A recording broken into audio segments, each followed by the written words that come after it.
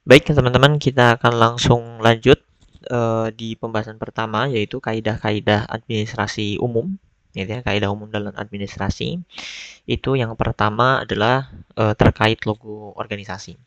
Jadi, teman-teman, logo itu merupakan lambang grafis yang menjadi identitas visual resmi organisasi. Nah, fungsi dari logo tersebut ialah untuk mewakili identitas dan ciri khas suatu organisasi.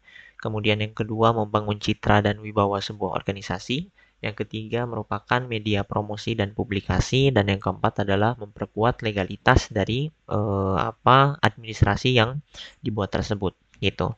Sehingga ya secara simpelnya ketika kita membuat suatu administrasi dan mencantumkan logo itu berarti menambah nilai legalitas dari administrasi tersebut, sehingga ya bisa kita katakan administrasi tersebut keluar secara resmi dari organisasi tersebut. Itu yang yang membuat nanti membedakan antara surat biasa dengan surat organisasi yang memiliki legalitas tersendiri. Nah, terkait logo organisasi di Muhammadiyah Mesir itu, teman-teman sebagaimana melihat ada banyaknya lembaga dan juga organisasi otonom yang ada di bawah organisasi Muhammadiyah Mesir. Berikut ini merupakan logo resmi dari organisasi PCIM dan juga lembaga, badan maupun organisasi otonom di bawahnya. Ini logo PCIM, kemudian di sini ada logo PCIA, di bawahnya di sini adalah Zismo ya. Kemudian di sini adalah MDMC. Kemudian di sini ada LKP Fustat atau mungkin sekarang udah mengalami amandemen ya, yaitu Fustat Center.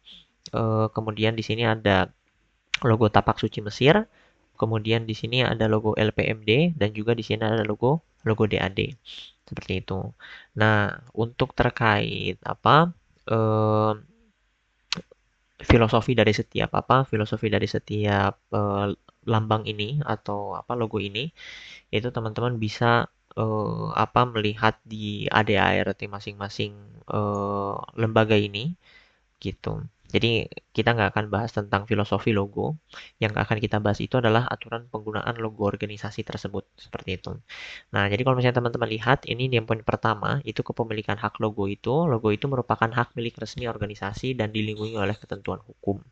Penggunaan logo di luar kepentingan organisasi tanpa izin dari pimpinan itu termasuk suatu hal yang dilarang gitu. Nah, jadi makanya kita nggak bisa menggunakan secara bebas terkait penggunaan logo tersebut. Kemudian yang kedua, mekanisme penggunaannya itu, logo digunakan pada dokumen, papan nama, seragam, publikasi, dan media promosi yang berkaitan langsung dengan organisasi. Yang kedua, itu setiap penggunaan logo harus mendapatkan persetujuan dari pimpinan.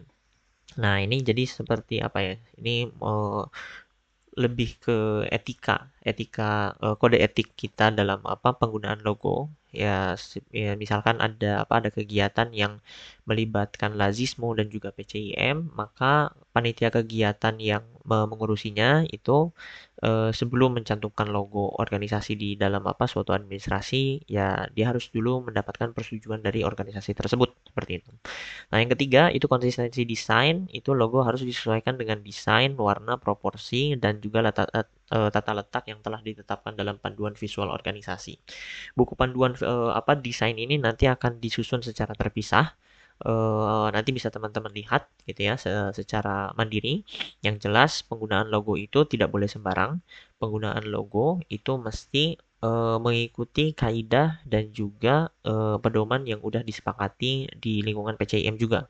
Dan teman-teman bisa melihat kaidah-kaidah dan ketentuan penggunaan desain logo itu di dalam buku pedoman media tadi, seperti itu.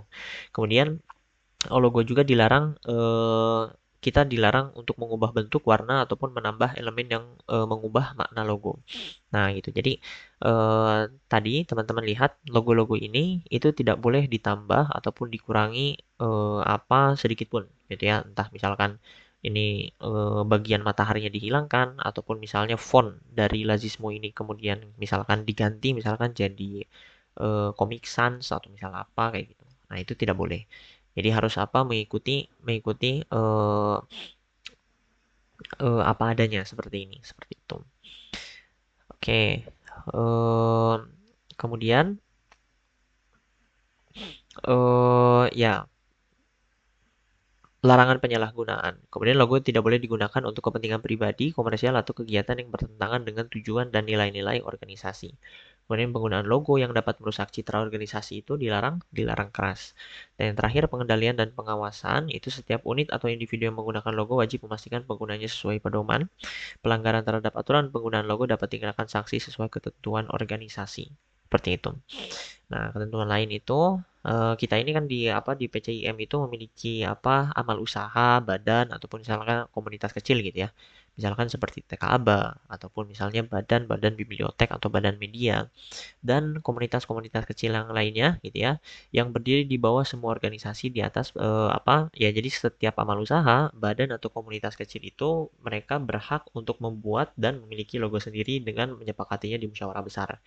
Sehingga misalnya di LPMD nanti ada berbagai macam amal usaha. Misalkan ada MD In, ada MD Catering, kemudian ada MD Travel. Nah, masing-masing dari amal usaha itu nggak perlu mengikuti logo logo LPMD secara umum, tapi mereka berhak untuk membuat dan juga memiliki logo tersendiri gitu. Dan di mana itu disepakatinya itu di dalam musyawarah besar gitu. Di dalam musyawarah besar. Nah, perubahan logo dapat dilakukan dengan mempertimbangkan estetika dan filosofi makna yang terkandung di dalam logo sebelumnya. Perubahan itu perlu disetujui oleh peserta persidangan organisasi terkait sebelum disahkan gitu. Nah, jadi bukan berarti logo-logo tadi itu tidak benar-benar benar-benar kaku atau tidak fleksibel. Sebenarnya bisa aja kita mengubah logo gitu ya, mengubah logo ini selama tadi tetap menjaga estetika dan juga disepakati melalui persidangan yang disetujui oleh para pimpinan atau peserta-peserta persidangan gitu. Sehingga tidak mencederai atau tidak menodai atau mengurangi filosofi yang sebelumnya ada di logo lama tapi kemudian menjadi menghilang di logo baru. Seperti itu.